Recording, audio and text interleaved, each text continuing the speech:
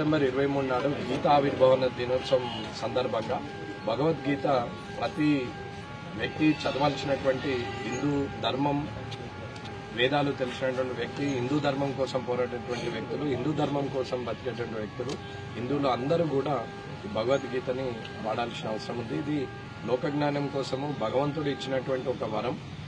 ఈ భగవద్గీత వల్ల లోక కళ్యాణం కోసం ఎలాంటి పనులు చేయొచ్చు, ఇలాంటివి చేయరాదు, ఒక మనిషి వెనకాల ఉన్నటువంటి క్రూరత్వాన్ని కానీ మానవత్వంగా మార్చడానికి, అలాగే గీతలో అన్ని రకాల పరిష్కారాలు ఉంటుంది. ఒక్కసారి ఈ భగవద్గీతను చదివిన ప్రతి వ్యక్తి జన్మ ధన్యమైనట్టే.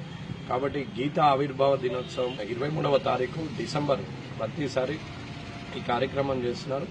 ఇవి అన్ని గ్రామాల్లో కూడా ఈ గీతా పుస్తకాలు వితరణ జరుగుతూ ఉంది.